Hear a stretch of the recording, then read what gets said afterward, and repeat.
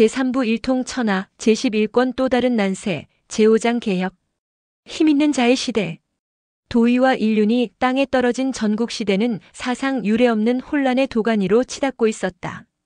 그 선두주자가 삼진 중의 하나인 위나라였고, 이어 초나라가 오기의 개혁정책에 힘입어 전국 칠웅의 하나로 자리매김하였으며, 이에 질세라 한나라와 조나라도 신흥국답게 부국강병책을 실행하여 강국 반열에 올라섰다.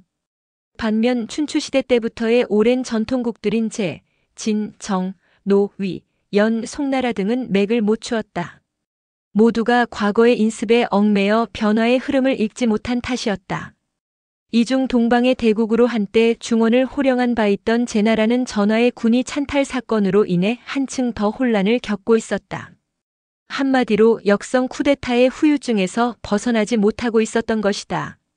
제강공을 내쫓고 스스로 제나라의 군위에 오른 전하, 즉 제태공은 3년 만에 세상을 떠났다. 이에 그 아들 오가 군위에 오르니 그가 제환공이다. 춘추시대 강씨 성의 제환공과는 다른 인물인 그는 역시 오래 군위에 머물지 못했다. 6년 만에 제환공이 죽고 그 아들 전인이 제나라 군주에 올랐다. 그가 바로 제위왕이다. 그런데 여기서 주목할 것은 그의 시호다. 공에서 왕으로 변해 있는 것이다. 그랬다. 전국시대에 이르러 여러 강대국들은 모두 왕호를 사용하게 되는데, 이중 춘추시대부터 왕호를 사용한 초나라를 제외하고는 제나라와 위나라가 가장 먼저 왕호를 사용했다. 제나라와 위나라가 공호를 버리고 왕호를 쓰기 시작한 것은 BC 334년인 제선왕과 위양왕 때였다. 이들은 스스로 왕이라 칭하면서 그 아버지인 제위왕과 위예왕에게도 왕호를 추존하였다. 그래서 제위왕과 위예왕은 살아 생전에 왕호를 쓰지 않았으면서도 후세 사람들에게 왕이라고 불리게 된 것이다. 여기서는 편의상 처음부터 제위왕으로 표기하겠다. 앞서도 얘기했듯이 제위왕이 군위에 올랐을 때 제나라는 한마디로 중원국들의 밥이었다. 여러 나라들이 앞다투어 제나라 땅을 침범했다. 심지어는 약소국인 노나라와 위나라의 공격을 받았다. 당시의 정황을 사기에서 인용해보자. 제위왕 원년 삼진연합군이 제나라 상사를 틈타 제나라 영구를 침공했다. 제위왕 6년 노나라가 제나라를 공격하여 양관까지 쳐들어왔다. 제위왕 7년 위나라가 제나라를 공격하여 설릉을 차지하였다. 제위왕 9년 조나라가 제나라를 공격하여 견을 차지하였다. 그야말로 속수무책이었다. 그렇다면 어째서 유독 제위왕 때에 이르러 열국이 앞다투어 제나라를 노리고 공격했을까? 물론 여기에는 이유가 있다. 전씨가 군위를 찬탈한 이래 국내가 어지럽기도 하였지만 제위왕은 즉위 이후 9년 동안 정사를 전혀 돌보지 않고 주색잡기와 음악에만 빠져 있었던 것이다. 나라꼴은 당연히 말이 아니었고 장수들은 의욕을 잃었으며 군대는 약할 수밖에 없었다. 싸우기만 하면 졌다. 그나마 버틸 수 있었던 것은 태공망 이래 오랫동안 강국으로 지내온 전통 덕분이라고 할 수 있었다. 이대로 가면 제나라는 멸망한다. 이런 위기의식이 제기된 것은 아이러니하게도 제나라 전통 귀족들에 의해서가 아니라 당시 아무런 실권도 문벌도 없는 신흥문사들에 의해서였다. 그 대표적인 사람이 바로 순우곤과 축이었다. 사기에 보면 골계열전이란 편이 나온다. 골계란 말을 잘하고 유창하여 막힘이 없다라는 뜻이다. 오늘날의 유머 혹은 해악이라고 풀이할 수 있다. 그 골계열전에 이런 이야기가 있다. 순우곤은 제나라 사람의 대릴 사위였다. 그는 키가 7척도 못 되었으나 익살스럽고 변설에 능했다. 어느 나라 태생인지는 모르겠으나 제나라로 오기 전에 어디에선가 학문을 공부했던 모양이다. 순우곤은 지식이 꽤 높았고 언변 또한 매우 날카롭고 풍자적이었다. 관직에 있는 문사들과 어울리는 중에 그 또한 자주 궁중을 출입하며 제위왕의 연회 자리에 참석하곤 하였다. 그런데 여기서 잠시 순우곤의 신분에 대해 얘기해 보아야겠다. 앞서 그를 제나라 사람의 대릴 사위라고 했지만 엄밀히 말하면 적자가 없어 사위를 아들 대신 삼는 그런 대릴 사위와는 유가 달랐다. 원문에는 최서라고 되어 있는데 그 뜻을 보면 최란 쓸모없다는 말이요 서는 사위다. 즉 군더더기 사위라는 뜻이다. 주로 여비의 남편을 그렇게 불렀다. 이로 볼 때 순우곤은 한 여비의 남편으로 팔려왔을 가능성이 높다. 순우곤이라는 이름만 보아도 그러하다. 순우는 성이고 이름은 곤인데 곤은 바로 머리를 빡빡 깎은 사람을 말합니다. 당신은 노예들의 머리를 깎게 했는데 이로 미루어 짐작컨대 순우곤은 노예 신분이 아니었을까? 어느 날이었다. 문사들이 모여 나라의 앞날을 걱정하는데 순우곤이 끼어들었다. 그대들은 어찌하여 왕께 간하지 않는 것이오? 문사들이 대답했다. 왕께서는 자신에게 간하는 자가 있다면 참수형에 처하겠다고 엄명을 내리셨소. 그래서 뜻은 있으나 감히 아뢰지 못하는 것이오. 그렇다면 내가 가서 한번 아뢰어 보겠소. 행여 그런 생각은 하지 마시오. 그대가 아무리 재치가 뛰어나다고 해도 자칫 잘못하면 목숨이 달아나는 일이오. 공연히 객기 부리지 말고 가만히 있는 것이 좋을 것이오. 그러나 순우곤은 문사들과 어울려 궁을 출입하다가 마침내 제위왕을 아련할 기회를 잡았다. 그는 술을 마시고 있는 제위왕 앞으로 다가가 말했다. 왕께서는 은을 좋아하십니까? 은이란 은어로 빗대는 말이나 수수께끼를 말함이었다. 좋아하오. 그렇다면 신이 수수께끼를 하나 내보겠습니다. 왕께서는 맞추어 보십시오. 말해보. 우리나라에 큰 새가 한 마리 있는데 뜰 안에 앉아 3년 동안 날지도 울지도 않습니다. 왕께서는 이것이 무슨 새인 줄 아십니까? 이에 제위왕이 빙긋 웃으며 대답했다. 나는 그 새를 안다. 그 새는 3년 동안 날지 않았으나 한 번 날면 하늘 높이 솟아 오를 것이며 한 번 울면 천하 사람을 놀라게 할 것이다. 맞았습니다.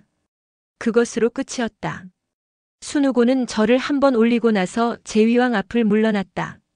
궁에서 나온 그는 문사들에게로 가 장담을 했다. 이제 우리 왕께서는 정사를 펼칠 것이다. 그러나 아무도 순우곤의 말을 믿지 않았다. 3년 동안 울지 않는 새의 일화는 귀에 익는다. 바로 제3대 패공 초장왕초의 일화가 아닌가. 초장왕은 왕위에 오른 이후 처음 3년 동안 술과 여자와 사냥에 빠졌었다. 그때 신숙씨라는 신하가 초장왕에게 바로 이 수수께끼를 내 초장왕의 가슴속에 내재해 있는 야망에 불을 질러 끝내는 제3대 패공에까지 오르게 했던 것이다.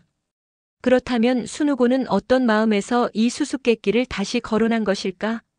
그는 제위왕이 은을 좋아한다는 것을 잘 알고 있었다. 필시 초장왕의 3년 동안 날지 않은 새에 대해서도 알고 있을 것이라 짐작했다. 그래서 그는 일부러 제위왕에게 이 문제를 낸 것이다. 초장왕의 일화를 알고 계십니까? 왕 또한 초장왕의 버금가는 능력을 지니고 계십니다. 바야흐로 그 능력을 발휘할 때가 되지 않았습니까? 순우곤이 낸 수수께끼는 바로 이런 뜻이었다. 과연 제위왕은 순우곤의 말뜻을 알아들었다. 그래서 그는 이렇게 대답했다. 나도 알고 있다. 내가 그동안 날지도 않고 울지도 않은 것은 다 뜻이 있어서다. 나는 이제 날개를 펼쳐 하늘을 날 것이요. 울음을 터뜨려 천하를 놀라게 할 것이다. 이런 문답이 있은 지 며칠 후였다. 이번에는 축이라는 한 문사가 제위왕에게 아련을 청했다. 제위왕은 축이를 들어오게 하여 물었다. 그대는 무엇 때문에 나를 보러 왔는가? 신은 오로지 검은고를 탈 줄 압니다. 듣자 하니 왕께서 음악을 좋아하신다기에 특별히 검은고를 들려드리려 온 것입니다. 제위왕은 자리를 주어 앉게 한 후 좌우 시종에게 지시했다. 저 선비에게 검은고를 갖다 주어라. 잠시 후 시종이 검은고를 가져와 축이에게 내주었다. 그런데 이상했다. 축이는 검은고 줄만 만지작거릴 뿐 연주할 생각을 하지 않는 것이었다. 제위왕이 의아한 표정으로 물었다. 그대는 어째서 검은고를 연주하지 않는 것인가? 나를 위해 검은고를 탈 수 없다는 뜻인가? 축이가 검은고를 밀어놓으며 대답했다. 신은 검은고의 이치를 알 뿐입니다. 검은고를 연주하여 소리를 내는 것은 악공들이 할 일입니다. 신의 연주 솜씨는 왕께 들려드릴 만한 것이 못 됩니다. 제위왕은 은근히 화가 나서 다시 말했다. 그렇다면 검은고의 이치를 말해보라. 이에 축이가 옷깃을 바로 하고 말하기 시작했다. 원래 검은고의 금은 금입니다. 즉 음과 사를 억제하고 모든 것을 바르게 한다는 뜻이지요. 옛날 사망 중 하나인 복희 씨가 처음 검은고를 만들었을 때 그 길이는 3척 6촌 6푼이었다. 그것은 1년이 366일로 이루어진 것을 상징하는 것이다. 또 그 넓이는 6촌이었다. 육합을 상징하기 위함이다. 육합이란 동서남북의 상하를 합친 것이다. 검은고의 앞은 넓고 뒤는 좁다. 그것은 존귀하고 비천한 것을 뜻한다. 위를 둥글게 하고 아래를 모나게 한 것은 하늘과 땅을 상징하기 위함이다. 줄을 5개로 한 것은 천지가 오행에 의해 돌아가기 때문이다. 또 시위를 대현과 소현으로 나눈 것은 그 소리를 청탁으로 구별하기 위해서입니다. 대현이 내는 타금은 넓고 온화하여 국왕의 도를 상징합니다. 소현이 내는 청음은 청렴하고 맑으니 신하의 도리입니다. 이리하여 궁, 상, 각치, 우 5음계가 나오니 이는 명군과 명신이 서로 만나 나라를 잘 다스림을 뜻하는 것입니다. 추기의 말을 한동안 듣고 있던 제위왕은 자신도 모르게 감탄했다. 옳고 옳도다. 그대는 검은고의 이치를 그토록 잘 아니 검은고도 잘 연주할 수 있을 것이오. 부디 과인을 위해 한 곡조를 들려주오. 그러자 추기가 다시 고개를 저으며 대답했다. 신은 검은고를 연주하지 않겠습니다. 어째서 그러시오? 신이 검은고를 만지면서도 연주하지 않은 것은 왕께서 나라를 맡고 계시면서 국정을 돌보지 않는 것과 마찬가지입니다. 신이 검은고를 연주하지 않으면 왕을 기쁘게 할 수 없듯이 왕께서도 나라를 맡고 계시면서 다스리지 않으신다면 백성을 기쁘게 할 수 없을 것입니다. 그제야 제위왕은 추기가 자신에게 가나로운 사람임을 알았다. 그는 이미 순우곤의 간언을 받고 재상의 자격을 갖춘 사람을 물색하고 있었다. 그런데 그날 추기의 방문을 받은 것이었다. 이 사람이야말로 재상 자격을 갖춘 인재가 아닐까. 제위왕은 속으로 생각하면서 말했다. 선생이 검은고의 이치로서 나라 일을 비유하시니 네, 어찌 선생의 말을 듣지 않을 수 있으리오? 어떻게 하면 나라를 잘 다스릴 수 있겠습니까? 말투가 한결 공손해진 것이 마치 스승대하듯 하였다. 추기는 더욱 몸가짐을 바로 하고 대답했다. 왕께서는 우선 술을 줄이시고 여색을 멀리 하십시오. 그런 후에 충신과 간신을 구별하여 백성들을 지도하시면 능히 패왕의 대업을 이루실 것입니다. 추기의 말을 들은 제위왕은 기쁨을 감추지 못했다. 그는 추기를 궁궐 안에 머물게 하고 몇 날 며칠 나라 일에 관해 대화를 나누었다. 한마디 한마디가 이치에 적합하여 제위왕의 막힌 귀를 뚫어주는 듯 했다. 이윽고 제위왕은 조정에 나가 신료들에게 선포했다. 순우곤을 객경에 올려 국정 고문으로 삼고 추기를 재상에 임명하노라. 모두가 경악했다. 우리 왕께서 미치셨나 보다. 일개 노비 신분이었던 순우곤을 객경 반열에 올리고 정체불명의 떠돌이 문사를 재상으로 등용하였으니 그럴 만도 했다. 그러면서도 제위왕에게 이의를 제기하는 사람은 아무도 없었다. 지난 9년간의 행동으로 볼 때 충분히 그럴 수 있다고 여긴 것이었다. 제나라 신료들은 그저 자신의 것만 빼앗기지 않으면 될 뿐이라고 생각했다. 다만 함께 벼락 출세한 순우곤만이 고개를 갸웃거렸다. 나는 나를 안다. 내가 객경에 오른 것은 당연한 일이다. 그런데 축이라는 자는 전혀 알지 못하겠다. 그는 과연 재상에 오를 만한 사람인가? 이렇게 생각한 순우곤은 적당한 기회를 보아 추기가 거처하고 있는 상부로 찾아갔다. 추기는 찾아온 순우곤을 정중히 맞아들였다.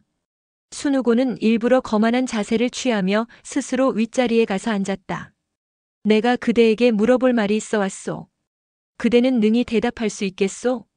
추기의 능력을 시험해 보겠다는 뜻이었다. 하지만 추기는 조금도 불쾌한 표정을 짓지 않고 오히려 허리를 깊숙이 숙이며 대답했다. 삼가 가르침을 받겠습니다. 순우곤은 앞서 얘기했듯이 골계, 즉 은유를 몹시 즐기는 사람이었다. 그는 추기에게도 이 같은 방식을 사용했다. 아들은 어머니의 곁을 떠나지 않고 아내는 남편의 곁을 떠나지 않는 법이오. 그대는 어떠하오? 추기는 순우곤이 자신의 각오를 묻는 것임을 알았다. 절을 한 번 하고 나서 대답했다. 제가 알기로 신하된 자는 임금에 대해 충성을 다하고 몸을 낮추면 몸과 명예가 창성할 것이요. 그렇지 않으면 모두 잃을 것입니다. 저는 선생의 가르침에 따르고자 합니다. 절대로 이 마음을 잊지 않겠습니다. 순우곤은 다시 물었다. 수레바퀴에 돼지 기름을 바르면 수레는 잘 굴러가오. 하지만 기름칠을 하지 않으면 수레바퀴는 잘 돌아가지 않소.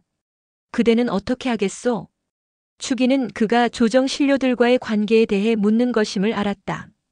선생의 가르침을 명심하겠습니다. 사람과 사람 간의 관계는 화로 이루어집니다. 저는 모든 신료를 하나로 단결시키고 화목하게 하겠습니다. 순우고는 다소 놀라는 표정을 짓다가 또 물었다. 활을 만들 때 나무에 악교를 칠하는 것은 서로 쪽이 잘 맞게 하기 위함이요. 하지만 때로는 틈새가 생기어 잘 맞지 않을 때가 있소. 이럴 경우 그대는 어찌하겠소? 축이는 그가 백성들을 다스리는 방법에 대해 묻는 것임을 알았다. 다시 고개를 숙이며 대답했다. 모든 강물은 바다로 흘러들어가 하나로 합칩니다. 늘 백성들과 친하게 지냄으로써 그들과의 사이에 거리가 생기지 않도록 노력하겠습니다. 여우 가죽으로 만든 가옷이 헤어졌다고 누런개 가죽을 대어 기울 수는 없소. 그대는 어떻게 하겠소? 축이는 인재 등용에 관한 일임을 알았다. 반드시 어진 사람을 가려서 뽑고 무능하고 간사한 자들은 기필코 물리치겠습니다. 큰 수레일지라도 옆으로 기울면 능히 물건을 싣지 못하고 검은 고는 음을 맞춰놓지 못하면 오음을 이룰 수 없소. 이런 경우 그대는 어찌하겠소? 축이는 그가 법령과 그 시행에 대해 말하고 있음을 알았다. 여전히 공손한 어조로 대답했다. 삼가 선생의 가르침을 받겠습니다.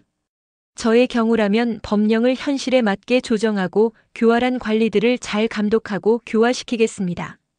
질문하는 것마다 주저함 없이 대답하는 축이의 모습에 순우고는 진심으로 감탄하지 않을 수 없었다. 잠시 넋을 잃고 축이를 바라보던 그는 벼란간 자리에서 일어나 아랫자리로 내려오더니 크게 2번 절을 올린 후 혼자 말투로 중얼거렸다. 아, 우리 왕께서는 복도 많으시구나. 순우곤이 대문 밖으로 나왔을 때였다. 수행자들이 물었다. 선생께선 처음 재상을 대할 때는 위세가 당당하시더니 나오실 때는 2번 절까지 하시니 무슨 까닭입니까? 순우곤이 대답했다. 나는 5가지 비유를 들어 나라 돌보는 일에 대해 물었다. 그런데 재상은 그 말뜻을 다 알아듣고 막힘없이 대답하였으며 그 대답 또한 모두가 맞는 것들이었다. 축이는 큰 인물이다. 내가 미칠 바가 못 된다. 그래서 공손히 절을 올린 것이다. 과연 그 뒤로 축이는 성심성의를 다하여 나라 일을 처리해 나갔으며 수시로 순우곤을 찾아와 자문을 구했다. 당시에는 문사들이 여러 나라로 떠돌아다니며 유세를 일삼았는데 그들 사이에 순우곤과 축이에 관한 소문이 퍼지면서 수많은 문사들이 임치성으로 몰려들었다. 순우곤과 축이를 등용한 제위왕은 사람이 몰라보게 달라졌다. 아침 일찍 일어나 조정에 나오고 밤이 늦어서야 내궁으로 들어갔다. 그런데도 조정 신하들은 제위왕의 변모된 모습에 대해 깊은 의구심을 품었다. 워낙 9년 동안의 못난 임금이라는 인식이 박혀 있었기 때문이었다. 저러다가 말 것이다. 공공연히 이런 수군거림이 일었다. 제나라 조정은 좀처럼 개혁의 기미를 보이지 않았다. 그저 자신들의 안위만을 도모할 뿐이었다. 제위왕도 그것을 알았다. 어느 때부터인가 제위왕은 대부들을 만날 때마다 물었다. 각 고을에 나가 있는 현령과 현장 중 누가 가장 현명하며 누가 가장 무능한가? 당시 제나라는 모두 72개의 현을 두고 있었다. 그중 가옥수가 1만 호 이상인 현의 관리 책임자를 현령이라 했고 1만 호 이하인 현의 책임자를 현장이라고 했다. 대부들의 대답은 한결같았다.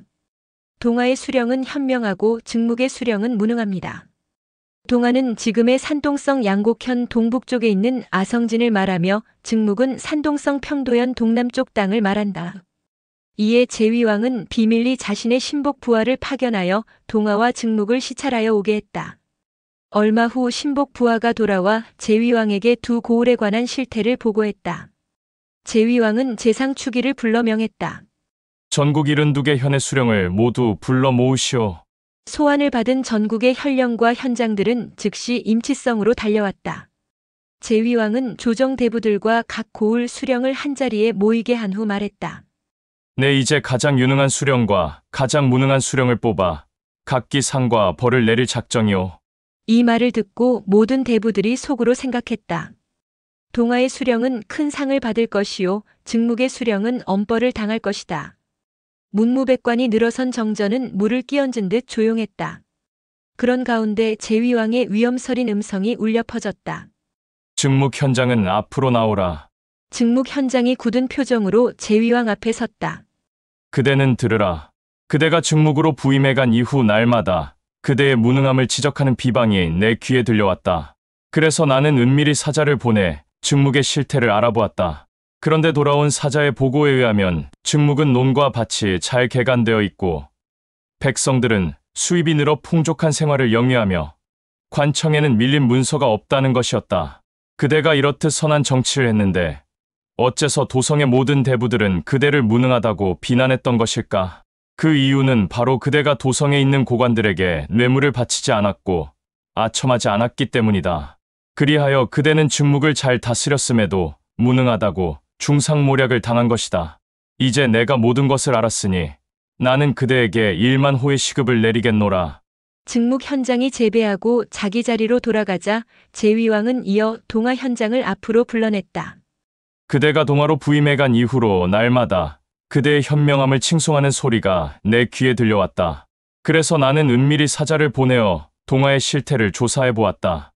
그런데 돌아온 사자의 보고에 의하면 동화의 논밭은 거칠고 자갈투성이며 백성들은 굶어서 부항이 나고 심지어는 조나라, 군사가 그곳을 쳐들어왔을 때도 그대는 물리칠 생각을 하지 않았다고 하였다. 이렇듯 그대가 폭정을 했는데도 어째서 도성의 대부들은 그대가 현명하다고 칭찬했던 것일까? 그 이유는 바로 그대가 도성에 있는 고관들에게 뇌물을 바쳐 과인의 귀에 좋은 말만 들어가도록 힘썼을 뿐이기 때문이다. 내 이제 모든 것을 알았으니 나는 그대를 팽형에 처하리라. 팽형이란 끓는 가마솥에 집어넣어 삶아 죽이는 형벌이다. 탕학이라고도 한다. 제위왕의 서리빨 같은 말에 동화의 현장은 기겁을 했다. 한 번만 용서해 주시면 다시는 그런 짓을 하지 않겠습니다. 그러나 제위왕은 눈썹 하나 까딱하지 않고 명했다. 역사들은 무엇하는가? 어서 뜰에 가마솥을 내놓고 물을 끓여라! 끝내 동화 현장은 결박당하여 끓는 가마솥에 던져졌다. 이 광경을 보고 기겁한 사람들은 동화 현장으로부터 뇌물을 받아먹은 도성의 대부들이었다. 그들은 이미 사색이 되었다. 아니나 다를까? 그런 그들을 향해 제위왕이 두 눈을 부릅뜨고 꾸짖었다. 너희들의 임무는 좌우에서 나를 돕는 일이다. 또 나를 대신하여 백성을 다스리는 일이다. 그런데 너희들은 어떠했는가? 나를 돕고 대신하기는커녕 뇌물을 받아먹으면서 나를 속여왔다. 이런 신하들을 장차 무엇에 쓸 것인가? 역사야! 이놈들도 모조리 끓는 가마솥에 집어넣어라! 왕이시여, 한 번만 용서해 주십시오.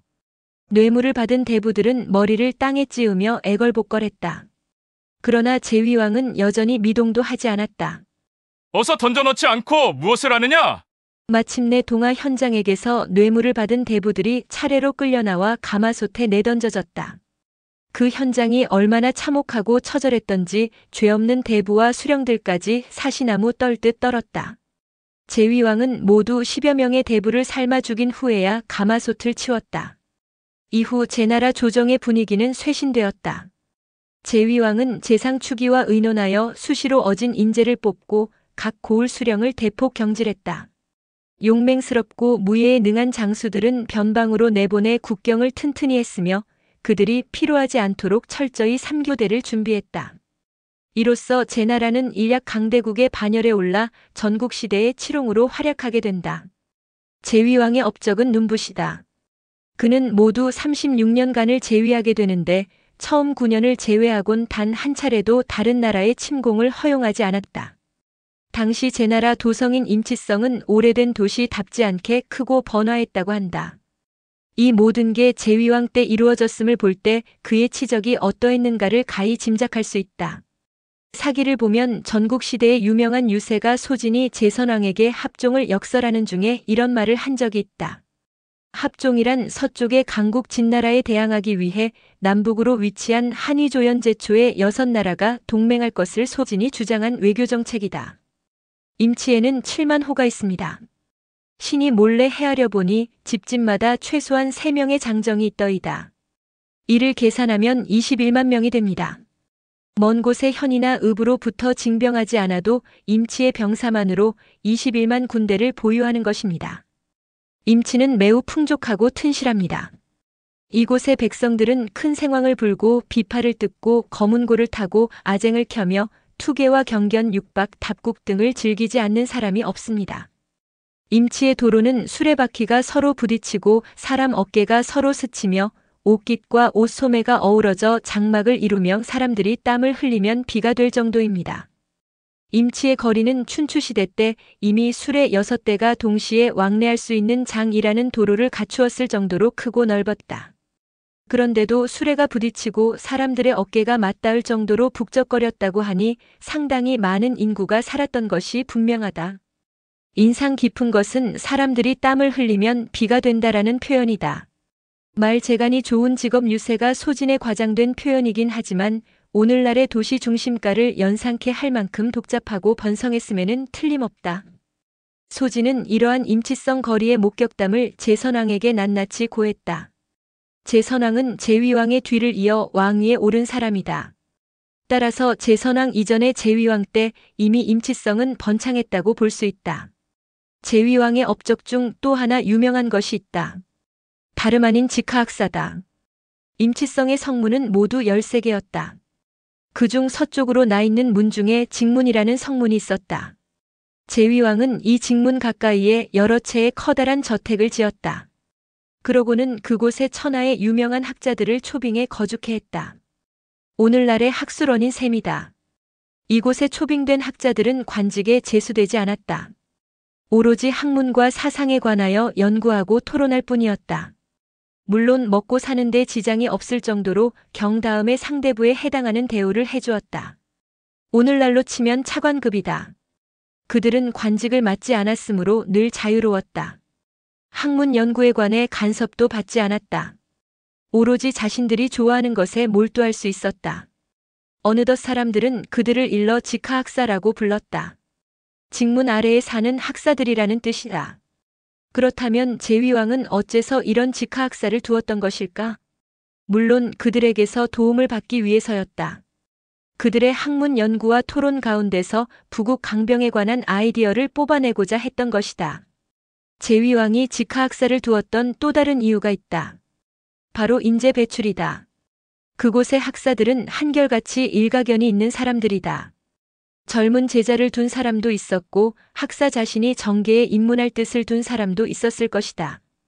인재가 필요할 때 그들에게 자문을 구하면 손쉽게 적절한 관리를 뽑을 수 있었다. 아마도 이러한 아이디어를 제공한 사람은 순우곤이 아니었을까? 이 직하학사는 제위왕 때에 만들어졌지만 그 꽃을 피운 것은 그 아들 때인 제선왕 때에 가서다.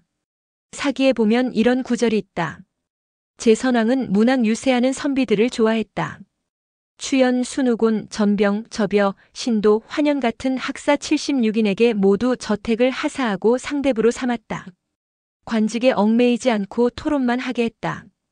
이리하여 제나라 직하에는 학사들이 다시 많아져 그 수가 수백에서 어떤 때는 1000명을 넘어서는 때도 있었다.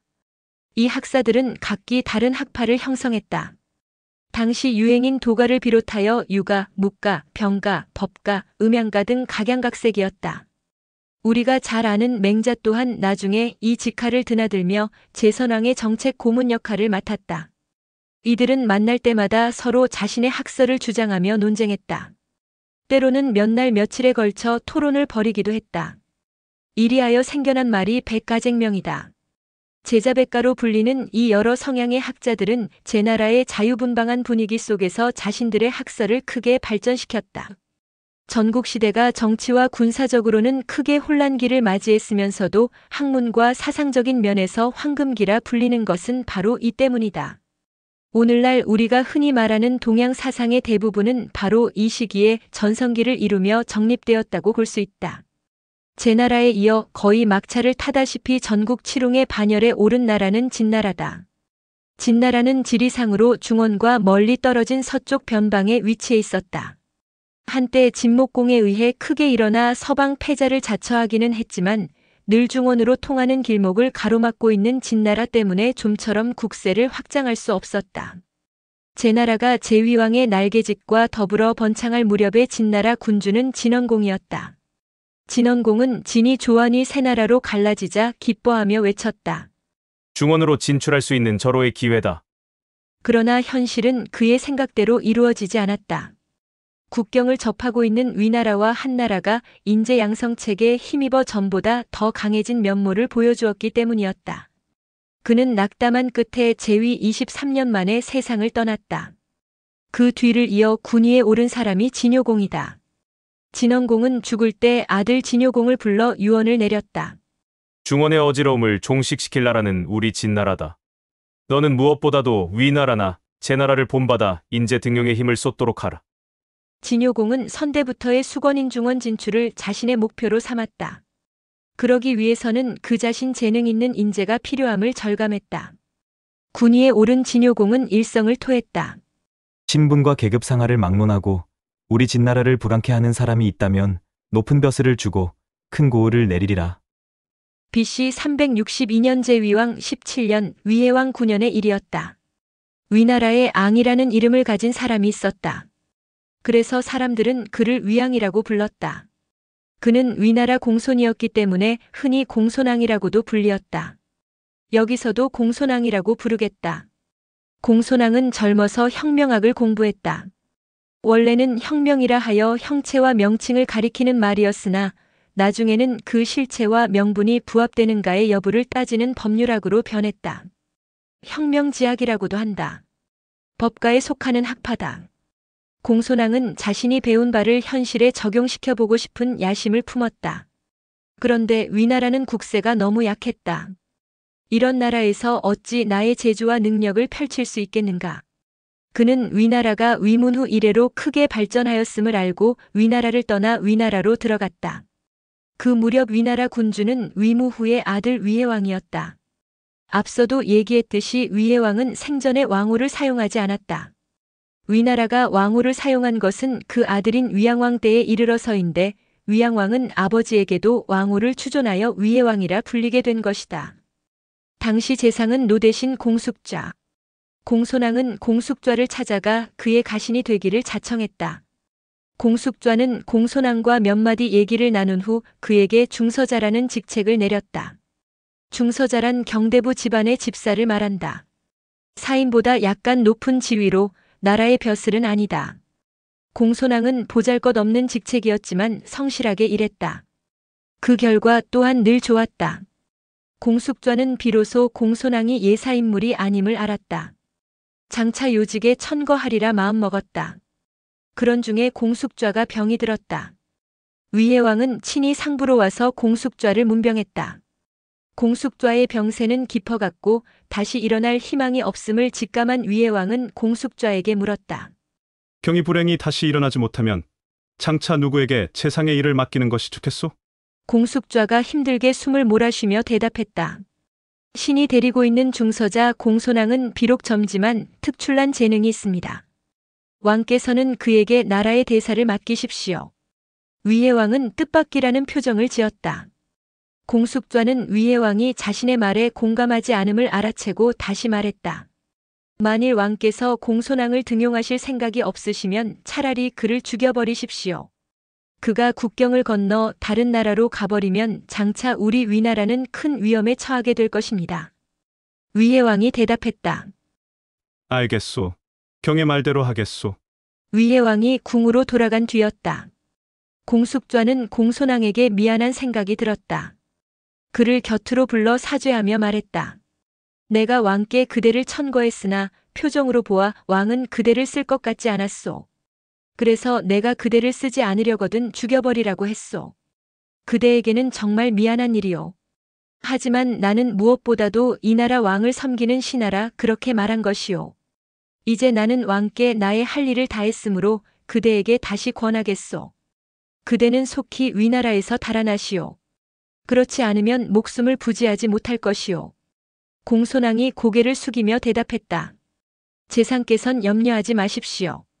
재상께서 저를 천거했는데도 듣지 않는 왕이라면 저를 죽이라고 권해도 역시 듣지 않을 것입니다. 그러고는 아예 달아날 생각조차 하지 않았다. 아니나 다를까?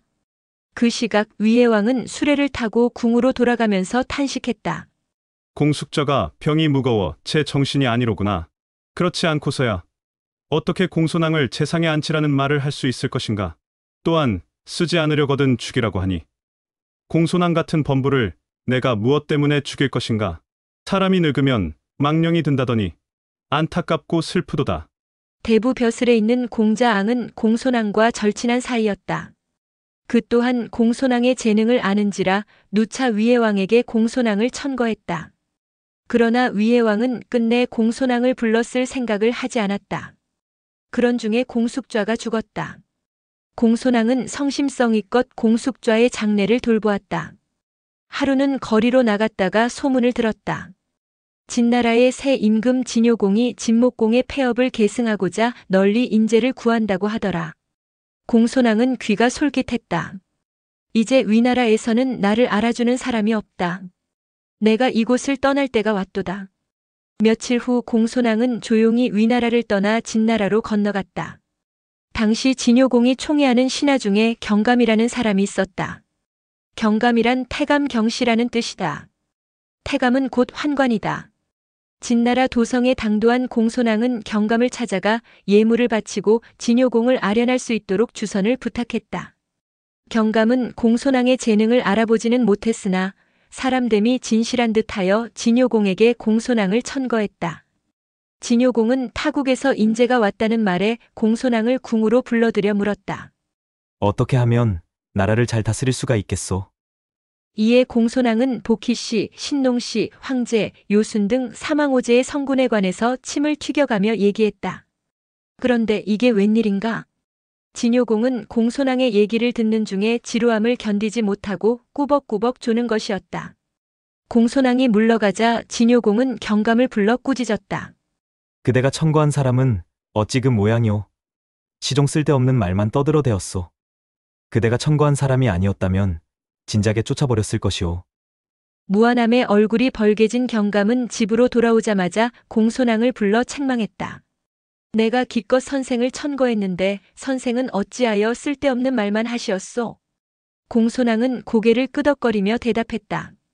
나는 주공께 사망오제의 도리를 진언한 것인데 주공께서 그것을 이해하지 못하셨군요. 바라건대 한 번만 더 주선해 주십시오. 닷새 후 경감이 다시 진효공에게 말했다.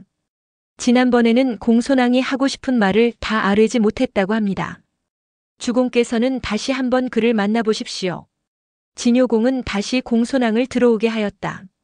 공손왕은 이번에야말로 진효공의 마음을 사로잡으려는 듯 하나라의 우왕과 은나라의 탕왕과 주나라의 주무왕에 관해 열심히 논했다. 그런데 이번에도 진효공은 지루한 표정을 감추지 못하며 공손왕에게 말했다. 그대는 옛일에 대해 박식하구려. 그러나 오늘날은 그때와 시대가 많이 변했소. 어찌 공감할 수 있으리오? 그대는 물러가오. 공손왕이 나가자 진효공은 또 경감을 불러 책망했다. 그날 저녁 경감은 집으로 돌아가 공손왕을 타박했다. 대관절 무슨 말을 하였기에 주공께서 그대에게 노여움을 품고 계시오? 저는 사망우왕, 탕왕, 주무왕의 도리에 대해 말씀드렸습니다. 그런데 주공께서는 왕도에 대해선 관심이 없으신가 봅니다. 참으로 딱하시오. 임금이 인재를 등용하려는 것은 포수가 좋은 그물을 구하려는 것과 같소. 그런데 선생은 어찌하여 임금에게 이익이 될 일은 아뢰지 않고 옛 왕도만을 말하는 것이오? 공손왕이 고개를 끄덕이며 말했다. 이제야 내가 주공의 뜻이 어디에 있는지를 알았소. 주공께서는 제도나 왕도에 대해서는 관심이 없고 오로지 패도에 대해서만 관심이 있는 게 분명합니다. 태감께서는 다시 한번 주공을 배울 수 있도록 주선해 주십시오. 이번에야말로 폐업을 이루는 방법에 대해 말씀을 올리겠소. 경감은 난처한 표정을 지었다. 나는 선생을 위해 2번이나 천거했소. 그러나 주공은 2번 모두 선생을 마뜩찮게 여기셨소. 내가 또 선생을 천거한다면 주공은 반드시 화를 낼 것이오.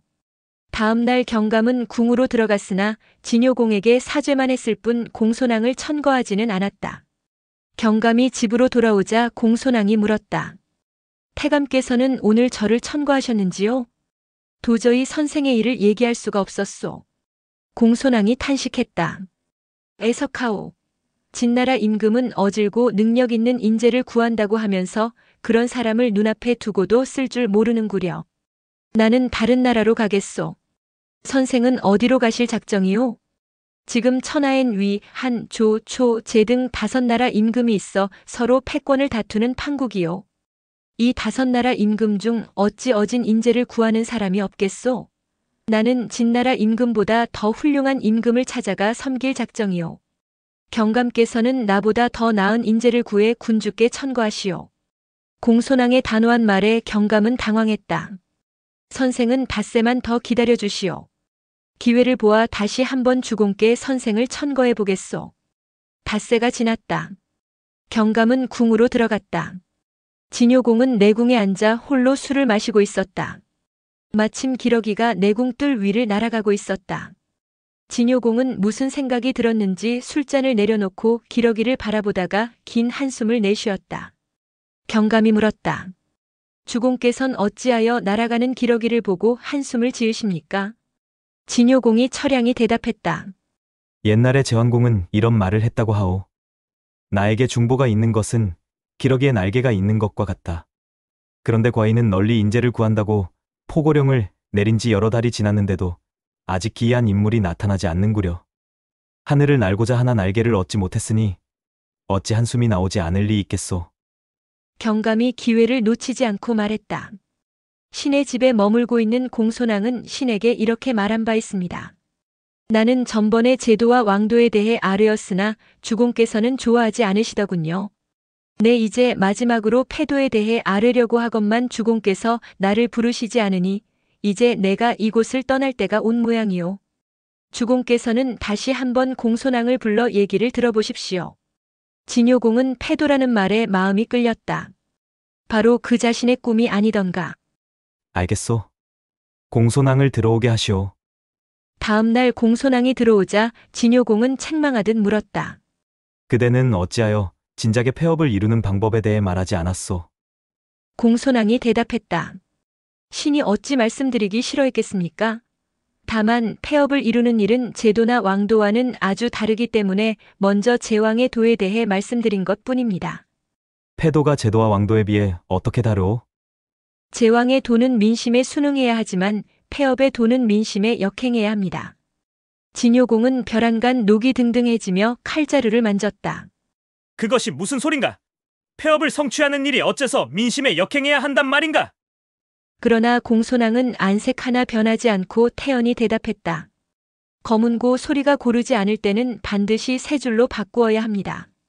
정치도 마찬가지입니다. 낡은 것을 없애고 새로운 것을 얻으려면 단호한 개혁 없이는 불가능합니다. 그런데 일반 백성들은 눈앞에 편안한 도리만 바랄 뿐 100년 후의 이익을 생각지 않습니다. 때문에 폐업을 성취하기 위해서는 백성부터 엄격히 다루지 않으면 안 되는 것입니다. 옛날 관중은 제나라 재상이 되어 군령으로서 나라를 다스렸습니다. 전국을 25개 향으로 나누고 과거의 법령과 제도를 모조리 뜯어 고쳤습니다. 그 바탕 아래 사, 농, 공, 상에 종사하는 백성들로 하여금 자신의 일에 충실하게 했습니다. 처음에는 반발도 있었습니다만 나라가 잘 다스려지고 외국이 복종하고 살림살이가 부유해지자 그제야 사람들은 관중이 천재인 것을 알았습니다. 개혁이야말로 폐업을 이루는 첫걸음입니다. 공손왕의 이 같은 말에 진효공은 전과 달리 눈을 크게 반짝였다. 어떻게 개혁을 해야 폐업을 성취할 수 있소? 만일 그대에게 관중과 같은 재주가 있다면 과인은 이 나라 모든 정치를 그대에게 맡기겠소.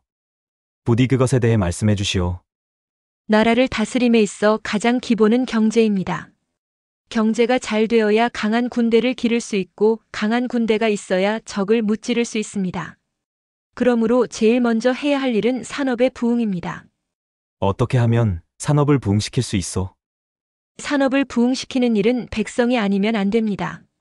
따라서 나라가 하고자 하는 일을 백성들에게 알려야 하며 백성들이 그에 따르지 않으면 엄벌에 처해야 합니다. 그것을 정령의 시행이라고 합니다. 정령이 반듯하게 시행되었는데도 부강해지지 않은 나라를 신은 일찍이 본 적이 없습니다. 어느새 진효공의 얼굴에는 감탄의 빛이 떠올랐다. 공손왕의 열변에 취해 자신의 무릎이 앞으로 나오는 줄도 몰랐다. 좋고 좋도다. 선생의 말씀이여, 내 반드시 정령의 시행을 실천하겠소. 또 있습니다. 말씀해 보시오. 대저 나라가 부강해지려면 반드시 그 일에 적임자가 있어야 합니다. 적임자를 얻었다 하더라도 변덕을 부리거나 그를 믿지 못하면 성공하지 못합니다. 지당하신 말씀이오.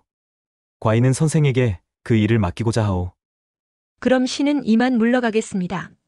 한창 신명이 난 진효공은 갑자기 공손왕이 말을 끊자 아쉬워 물었다. 과인은 선생과 더불어 나라를 개혁하는 일을 의논하고자 하는데 어째서 도중에 물러가려 하오? 주공께서는 한때의 기분과 달콤한 말에 취하지 마십시오. 바라건대 주공께선 사흘간 깊이 생각해 보십시오. 그런 후에 마음이 서시면 신을 다시 부르십시오. 말을 마치자 공손왕은 즉시 궁에서 물러나왔다. 경감이 뒤따라 나와 못마땅한 표정으로 물었다. 오늘 주공께서는 모처럼 선생의 말에 만족하시었소.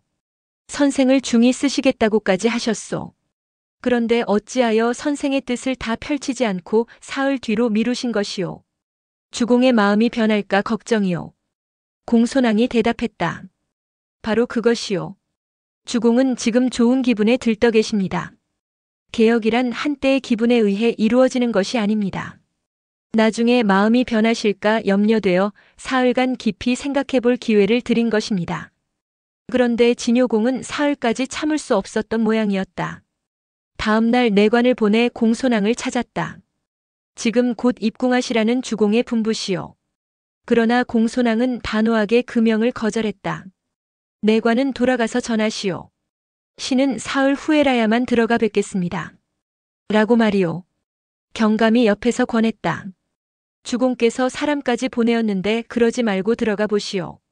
이번 약속은 내가 주공과 처음으로 한 약속이오. 첫 약속부터 지키지 않는다면 주공께서는 다음 날 무엇으로써 나를 믿겠소? 경감은 그제야 공손왕이 예사인물이 아님을 확실히 알게 되었다. 결국 사흘이 지나서야 공손왕은 궁으로 들어갔다. 진효공은 기다렸다는 듯이 그를 맞이하여 자리에 앉혔다. 간절한 어조로 말했다. 지난번의 얘기를 계속 이어갑시다.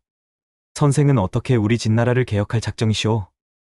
공손왕은 대답 대신 품속에서 긴 비단천을 꺼냈다.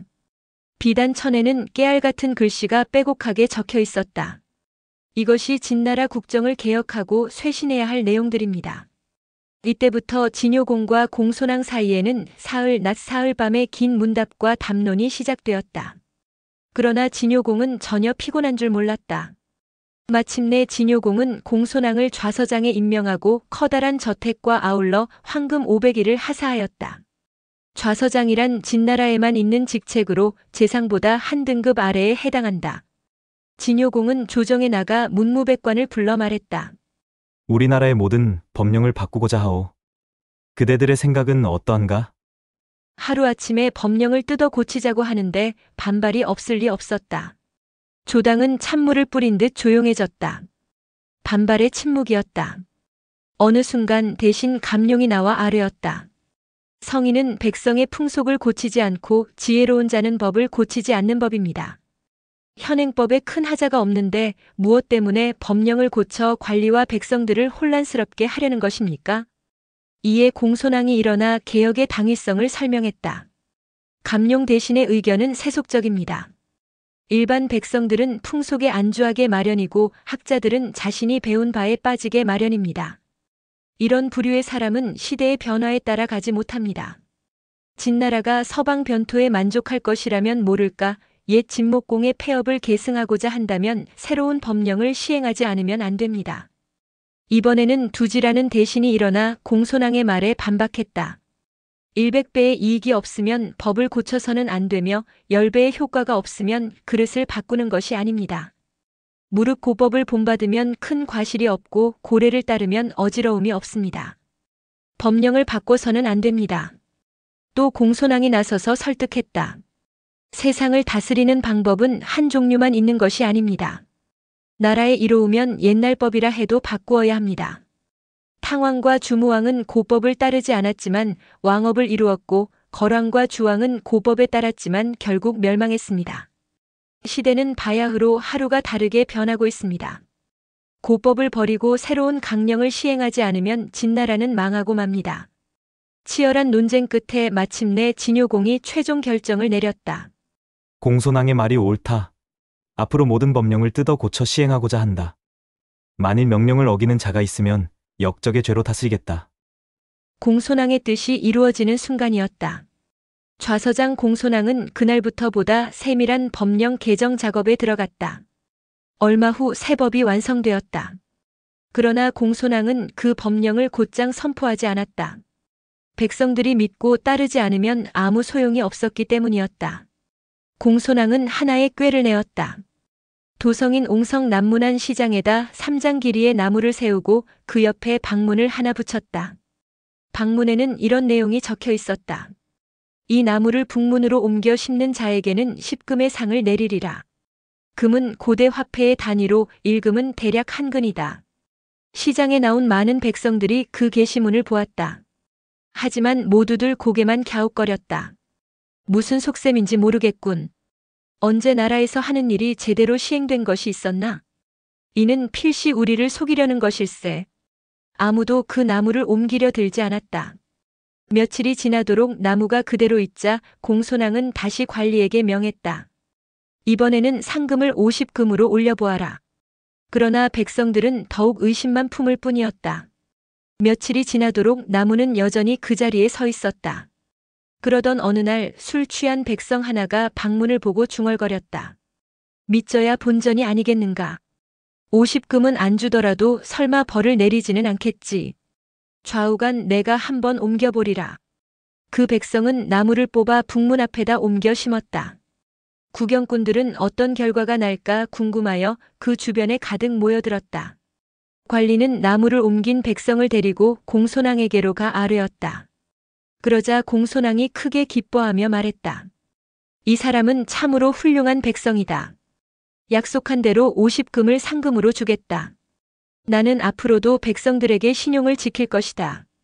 나무를 옮긴 백성이 50금의 상금을 받았다는 소문은 곧 옹성 안에 널리 퍼졌다.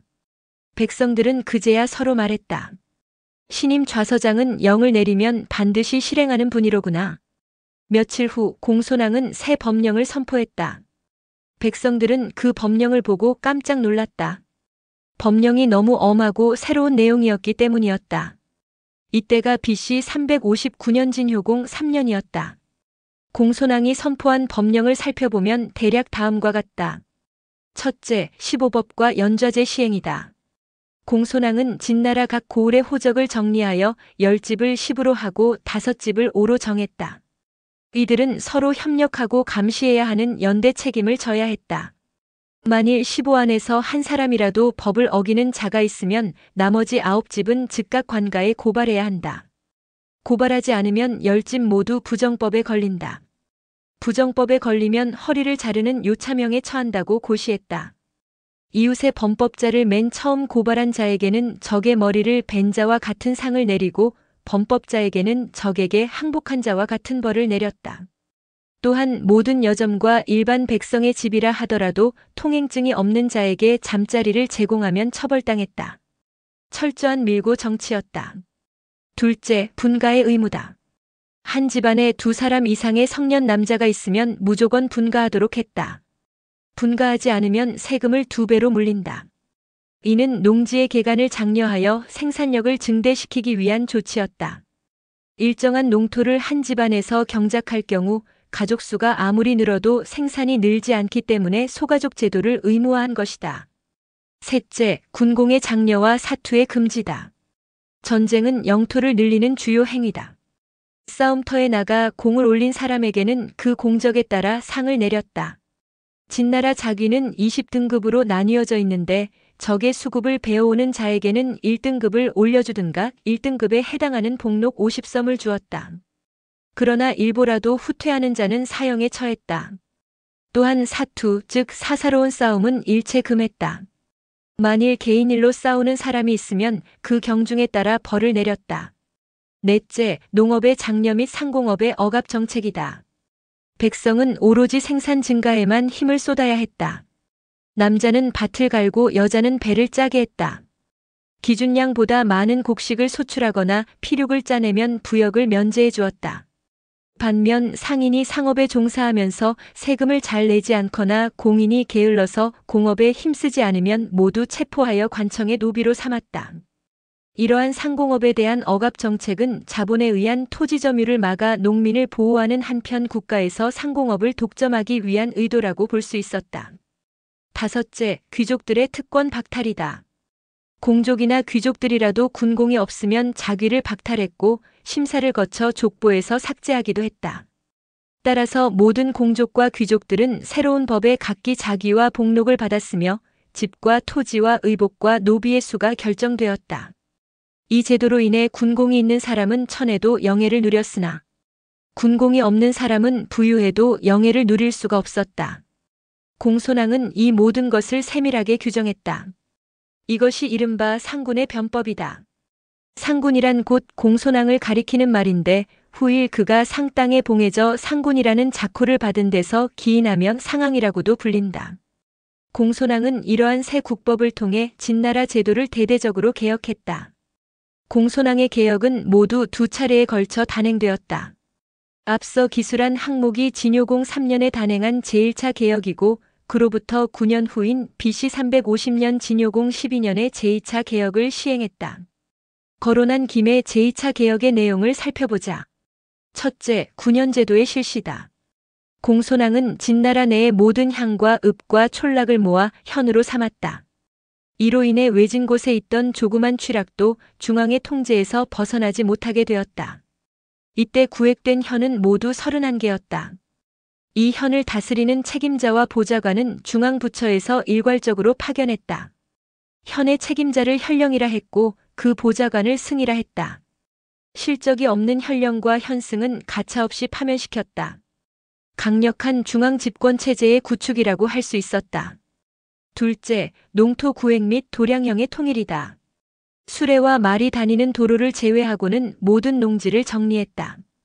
그 전까지만 하더라도 진나라 농지는 종횡으로 아무렇게나 둑길이 나 있었는데 그 둑길을 모두 터버리고 경계를 없앤 것이었다. 그러고는 보수로서 농토를 구획했다. 농지의 넓이를 계산하는 단위로는 묘를 사용하여 공평하게 세금을 징수했다. 즉 사방 6척을 일보로 했고 사방 240보를 일묘로 정했다. 이 밖에 무게를 재는 단위도 통일했다. 이것은 큰 공적이다. 이 규정을 어기거나 속임수를 쓰는 자가 있으면 국가가 그 토지를 몰수했다. 셋째, 소가족 제도의 확립이다. 제1차 개혁 때의 소가족 제도를 더욱 세분하여 한 집안의 부자나 형제가 같이 사는 것을 금지시켰다. 이는 생산 증대를 노리기도 한 것이거니와 부자 형제가 한 집안에 사는 음적의 풍습에서 탈피하자는 것이기도 했다. 이를테면 주거의 근대화 정책이다. 이렇듯 2차에 걸쳐 단행한 개혁으로 인해 진나라는 그 전까지 찾아볼 수 없는 강력한 중앙 집권 체제를 갖추게 되었다. 후일 진시황제가 중원을 통일했을 때 진나라는 유례없는 전체 국가의 면모를 보여주었는데 이는 바로 이때의 상군의 변법에 그 기초를 두었다고 해도 과언이 아니다. 새로운 법령이 공포되자 진나라 백성들 사이에는 의견이 분분했다. 이래서야 어디 사람이 살 수가 있겠는가. 차라리 잘 되었다. 썩은 것은 잘라버리고 새 것을 뿌리내리려면 이 같은 엄한 법이 필요하다. 어떤 사람은 불평했고 어떤 사람은 칭찬했다. 공손왕은 거리로 신복 부하들을 내보내 새 법령에 대해 왈가왈부하는 자들을 모조리 잡아들였다. 그러고는 그들을 한데 모아놓고 크게 꾸짖었다. 너희들은 다만 법령을 잘 지켜야 할 따름이다. 불편하다고 투덜대는 자는 법령을 어겼으며 편리하다고 칭찬한 자는 법령에 아첨했다. 둘 모두 교화를 어지럽히는 백성이다. 관리는 들어라. 이 자들을 모두 명부에 기록하고 변방의 수졸로 내보내라. 이렇게 해서 국경지대의 수졸로 쫓겨간 자들만 1,000명이 넘었다. 이제 백성들은 숨도 제대로 쉬지 못할 지경이었다. 공손왕은 또 도성인 옹성이 너무 낡았다 하여 천도를 계획했다. 우리 진나라에서 가장 좋은 땅은 함양 땅이다. 산과 강이 서로 묘하게 둘러있어 가히 금성탕지라 할 수 있다. 이제 도읍을 옹성에서 함양으로 옮기고자 한다. 이 계획안을 들은 진효공의 세자사가 참지 못하고 평소 품고 있던 불만을 터뜨렸다. 나는 함양으로 가기 싫다. 공손왕의 변법에 따르지 않겠다. 이 말을 들은 공손왕은 대로했다. 백성이 법을 따르지 않는 것은 위에서부터 이것을 위반하기 때문이다. 비록 세자가 임금 자리를 계승할 신분이지만 그냥 둘 수 없다. 그러나 아무리 공손왕이라고 하지만 세자를 처벌할 수는 없었다. 그는 진효공의 재가를 받아 다음과 같이 판결했다. 세자의 이번 죄는 그 스승이 잘못 지도했기 때문이다. 세자의 태부인 공자건을 의형에 처하고 태사 공손가를 경영에 처하라. 의형이란 코를 베어버리는 형벌이요, 경영이란 얼굴에 먹물을 새기는 형벌이다. 졸지의 공자건은 코를 잃었고 공손가는 이마에 평생 지울 수 없는 먹물 자문을 당했다. 이 소문이 퍼지자 백성들은 경악했다. 세자가 이 정도이니 하물며 우리는 어떠할 것인가. 그 뒤로는 아무도 법령을 비판하는 자가 없었다. BC 350년 진효공 12년. 공손왕은 마침내 도읍을 함양 땅으로 옮겼다. 함양은 지금의 섬서성 함양시로 서안의 서북쪽에 위치해 있다. 그동안 옹성에 뿌리를 내린 귀족들은 어쩔 수 없이 모든 가산을 정리하여 함양 땅으로 옮겨갔다.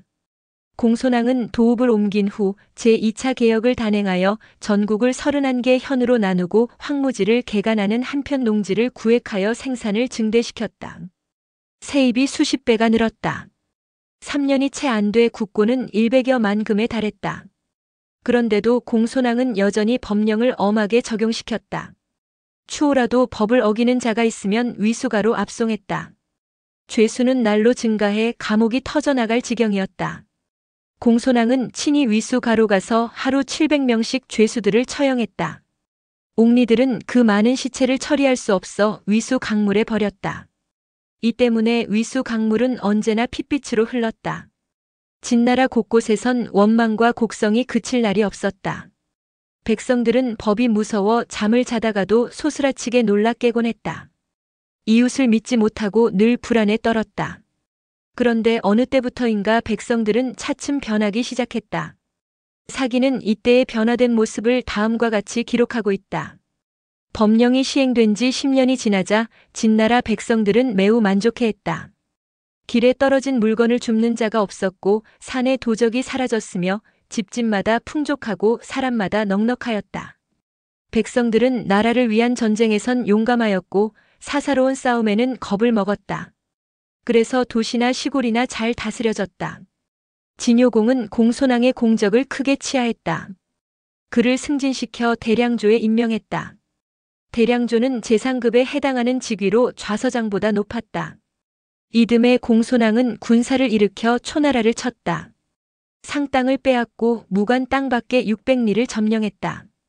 이제 진나라의 위세는 천하를 위압했다. 모든 나라의 제후들이 사자를 보내와 수교를 청하고 아첨하기 시작한 것은 바로 이때부터의 일이었다. 이후 진나라는 천하를 통일할 때까지 줄곧 초강대국의 면모를 유지하게 되는데 이 모든 것이 공손왕에 의해 이루어졌다고 해도 과언이 아니다. 내가 공숙저의 말을 듣지 않았다가 천하의 인재를 진나라에게 넘겨주었구나. 위혜왕은 공손왕의 활약상을 듣고 거듭 후회하며 탄식했다. 본래 공손왕은 위나라에서 벼슬을 하려 했었다. 그런데 위혜왕은 공손왕의 재능을 알아보지 못하고 글을 쓰지 않았다. 그 결과 서방 변토국인 진나라가 일약중원의 초강대국으로 성장한 것이다. 이때 위나라에는 위문후, 위무후를 도와 위나라를 크게 일으킨 자하, 전자방, 이극, 서문표, 적황 등 명신들이 모두 죽은 후였다. 그대를 이을 인재들을 양성하지 못해 나라 경영에 어려움이 많았다. 옥이나 공손왕 같은 인재를 다시 구해야겠다. 소 잃고 외양간 고치기 시기였으나 지금이라도 늦지 않았다고 생각한 위혜왕은 많은 비용을 써서 천하 인재를 모집한다는 소문을 내었다. 방연이라는 사람이 있었다. 또 손빈이라는 사람도 있었다. 두 사람은 동문으로 어려서부터 함께 병법을 배웠다. 방연의 가계에 대해서는 알려져 있지 않다. 손빈은 손자병법으로 유명한 오나라 병법가 손무의 후손으로 알려져 있다. 제나라 아읍에서 태어났다고 사기는 기록하고 있다. 아읍은 지금의 산동성 야곡현 동북쪽 아성진이다. 두 사람의 스승을 귀국 선생이라고 기술하고 있지만 이 역시 정확하다고는 볼 수 없다. 방연과 손빈보다 10여 년 늦게 등장하는 전국시대 제1의 유세가인 소진과 장희의 스승이 귀국 선생인데 아마도 글의 재미를 위해 방연과 손빈 또한 귀국 선생의 제자로 설정한 것으로 추측된다. 이제부터 방연과 손빈에 관한 얘기를 전개할 것인데 그들의 스승을 귀국 선생으로 해도 크게 무리는 없으므로 여기서도 그리하고자 한다. 귀국 선생의 성은 왕, 이름은 허였다. 초나라 태생으로 젊어서 만년의 묵적과 교류하며 지냈다. 묵적은 겸해 사상가로 널리 알려진 묵자의 본명이다. 왕허는 묵적의 영향을 많이 받아 당시 사람들에게 유행하던 입신양명의 길을 버리고 평생 산속에 은거하며 살았다. 그가 은거한 곳은 주나라 낙양에서 그리 멀지 않은 양성이라는 곳이었다. 지금의 하남성 등봉현 일대로 당시는 주왕실의 관할지였다. 양성 근처에 귀곡이라는 곳이 있었다. 산이 깊고 수목이 울창한 골짜기였다. 어찌나 깊숙한지 사람 살만한 곳이 못 된다 하여 귀곡이라는 이름이 붙었다. 어느 해인가 이 깊은 골짜기에 왕허가 찾아들었다. 그는 귀곡 골짜기를 둘러보고 나서 말했다. 이곳이야말로 내가 머물 곳이다. 이때부터 그는 귀곡에서 살았는데 그 때문에 사람들은 그를 귀곡 선생 혹은 귀곡자라 불렀다. 귀곡 선생의 학문이 어떤 종류의 것인지는 명확하지 않다. 그의 저서로 알려진 귀곡자라는 책이 있긴 하나 후세 사람이 지은 위작이 틀림없다. 귀곡 선생의 제자가 종행가인 소진과 장희가 분명한 것을 보면 그의 학문 분야는 아마도 유세법 혹은 처세술이 아니었을까 싶다. 열국지의 저자가 방연과 손빈을 귀곡 선생의 제자로 설정한 것은 귀곡자라는 책을 근거로 한 것이 분명하다. 귀곡 선생의 학문은 다양했다. 그중 수리 분야에 밝았다. 위로는 천문에 통달하고 아래로는 지리를 꿰뚫어보는 안목이 있었다. 일월성신의 갖가지 현상과 변화를 손바닥 들여다보듯 알고 있었다. 때문에 미래를 예언하는 능력도 뛰어났다. 또 그는 병학에도 통달했다. 온갖 진법과 계책을 사용할 줄 알았다. 그가 거처하는 모옥에는 기와 요초가 가득했는데 그것들은 한결같이 변화무쌍한 진법에 맞춰 심어졌다. 귀곡 선생은 유세법에도 밝았다. 워낙 기억력이 좋아 아무리 하찮은 것이라도 한번 보고 들은 것은 잊어버리는 적이 없을 정도였다. 한번 입을 열면 아무도 대적할 사람이 없을 만큼 언변이 뛰어났고 그의 변설을 듣기만 하면 누구나 감동하지 않을 수 없었다. 귀곡 선생이 세상 사람들에게 알려지기 시작한 것은 그의 예언 능력 때문이었다. 어느 때인가 시장에 나갔다가 우연히 딱 한 사람을 만나 점을 쳐준 일이 있었다. 귀곡 선생은 그 사람을 위해 기륭화복을 알려주었는데 그것이 모두 정확하게 맞아 떨어졌다. 그 후로 그를 사모하여 찾아오는 사람들이 점차 늘어났다. 심지어는 제자가 되기를 청하는 사람들도 있었다. 귀곡 선생은 그런 그들을 거절하지 않았다. 신분과 나이를 따지지 않고 모두 제자로 받아들였다. 또한 중도에 포기하고 나가는 사람들도 만류하지 않았다. 오는 자 막지 않고 떠나는 자 잡지 않는다. 귀곡 선생의 방침이었다. 그는 제자들의 성격과 능력에 따라 각기 가르치는 내용이 달랐다. 어떤 제자에게는 병학을 가르쳤고 어떤 제자에게는 유세술을 지도했다. 그 초창기 제자 중에 하나가 바로 방연과 손빈이었다. 방연은 위나라 태생이고 손빈은 제나라 출신이었다. 두 사람은 모두 어려서 불우한 환경에서 자랐다. 갈 곳 없이 여기저기 떠돌아다니다가 귀곡 선생 문화로 들어왔다. 방연과 손빈은 서로의 처지가 같음을 알고 결의 형제를 맺었다. 손빈이 나이가 2살 많아 형이 되었고 방연은 동생이 되었다. 귀곡 선생은 그들의 재능이 병학에 있음을 알고 두 청년에게 병가의 학문을 가르쳤다. 과연 두 청년 모두 총명하고 재질이 뛰어났다. 그들은 일취월장하여 일가를 이룰 정도가 되었다. 어느덧 그들의 나이 30이 넘었다. 귀곡 선생의 제자가 된 지도 5년의 세월이 흐른 것이다. 두 사람은 같은 선생에게서 배웠지만 성격은 너무나 판이했다. 방연은 성격이 급하고 음흉한 반면 손빈은 순수하고 맑은 심성을 지녔다. 방연은 생각했다.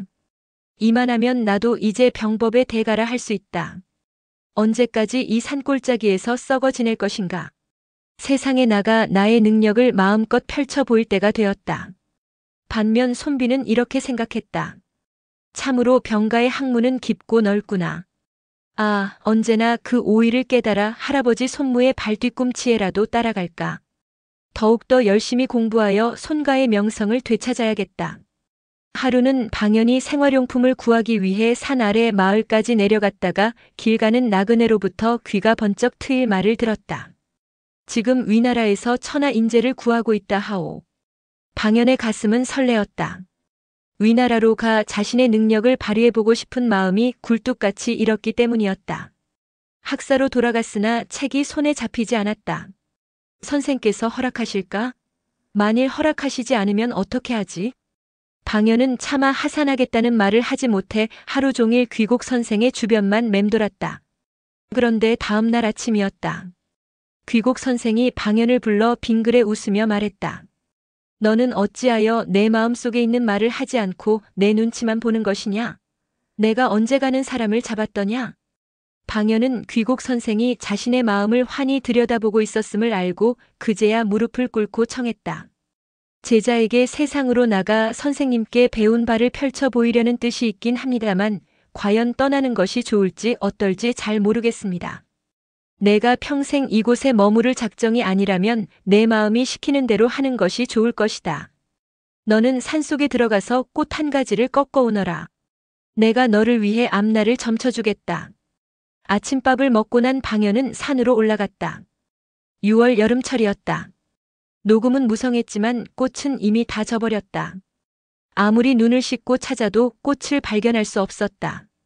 방연은 겨우 점심 나절이 되어서야 꽃이 피어있는 풀 한 포기를 발견하고 뿌리째 뽑았다. 모옥으로 돌아가려다가 이내 생각을 고쳤다. 이것은 풀꽃이기 때문에 너무나 미약하고 볼품이 없다. 아직 해가 중천에 있으니 좀 더 좋은 꽃을 찾아보자. 그는 풀꽃을 던져버리고 다시 산속을 헤맸다. 그러나 조금 전에 풀꽃보다 더 좋은 꽃을 찾을 수가 없었다. 하는 수 없이 그 풀꽃을 다시 주워 소매 속에 넣어가지고는 모옥으로 돌아왔다. 그래, 꽃을 꺾어왔느냐? 귀곡 선생이 땀투성이가 된 방연을 보고 물었다. 산속을 뒤지긴 했습니다만 여름철이라 꽃이 없었습니다. 꽃이 없다고? 그렇다면 내 소매 속에 들어있는 것은 무엇이냐? 방연은 귀곡 선생을 속일 수 없음을 알고 얼굴을 붉혔다. 소매 속에서 풀꽃을 꺼내 귀곡 선생에게 바쳤다. 하지만 뿌리째 뽑힌 데다가 오랫동안 햇빛을 쬐었기 때문에 이미 반쯤 시들어 있었다. 귀곡 선생은 꽃을 들여다보고 나서 말해주었다. 이것은 마두령이라는 꽃이다.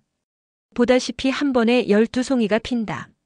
너는 12년 동안 대운을 누릴 것이다. 방연은 속으로 기뻐하며 짐짓 물었다. 어느 나라로 가는 것이 좋겠습니까? 내가 가져온 풀꽃은 시들었다. 시들면 곧 위다. 위는 위와 통한다. 또 너는 이 꽃을 귀곡에서 뽑았다. 위에다 귀를 합하면 위자가 된다. 그러므로 너는 위나라로 가는 것이 좋을 것이다. 방연은 더욱 기뻐했다. 자신이 가고자 마음먹은 나라가 바로 위나라가 아니던가. 선생님의 가르침대로 위나라로 가겠습니다. 한 가지 더 말해주겠다. 말씀하십시오. 너는 결코 남에게 속지는 않을 것이다. 그러나 남을 속일 수는 있다. 그 점을 조심하여라. 내가 남을 속이면 반드시 너도 남에게 속을 날이 온다. 내가 일러주는 8글자를 항시 잊지 말거라. 그것이 무엇입니까? 우양이영, 우마이최. 풀이하면 이렇다. 양을 만나면 영화로울 것이요, 말을 만나면 탈이 난다. 그러나 방연이 그 말의 깊은 뜻을 어찌 알랴? 그냥 건성으로 듣고 대답했다. 선생님의 말씀 깊이 명심하겠습니다. 다음 날 방연은 귀곡 선생의 문화를 떠났다. 의형제를 맺은 손빈이 산 아래까지 방연을 전송했다. 헤어지기 전 방연이 손빈의 손을 잡고 말했다. 우리는 전에 의형제를 맺으면서 평생 고락을 함께 하자고 맹세했소. 내가 위나라로 가서 출세를 하게 되면 반드시 손빈 형을 왕께 천거할 테니 그때 형은 얼른 달려오시오. 우리가 함께라면 그 어느 군대도 당해낼 수 없을 것이오. 동생의 그 말은 진정이오? 방연이 결연히 맹세했다. 내가 만일 형에게 거짓말을 하면 온몸에 화살을 맞고 죽을 것이오. 손비는 감격하여 대답했다. 말이라도 고맙소. 헤어지기 섭섭하여 해본 소리니 그렇게까지 맹세할 필요 없소. 두 사람은 눈물을 흘리며 작별했다. 손빈이 방연을 보내고 모옥으로 돌아오자 귀곡 선생이 물었다. 내 얼굴에 눈물 자국이 있구나. 방연이 떠난 것이 슬프냐? 함께 글을 배우다가 떠나니 어찌 서운하지 않겠습니까? 귀곡 선생이 무슨 생각을 했는지 다시 물었다. 너는 방연이 장수가 될 만한 인물이라고 생각하느냐? 그는 오랫동안 선생님께 가르침을 받았는데 어찌 장수감이 아니겠습니까? 그는 틀림없이 훌륭한 장수가 될 것입니다. 그러나 귀곡 선생은 고개를 저었다. 그는 공부를 완전히 마치고 떠난 것이 아니다. 손비는 그 말을 알아들을 수가 없었다. 그것이 무슨 말씀이십니까? 하지만 귀곡 선생은 종래 아무 대답도 하지 않았다.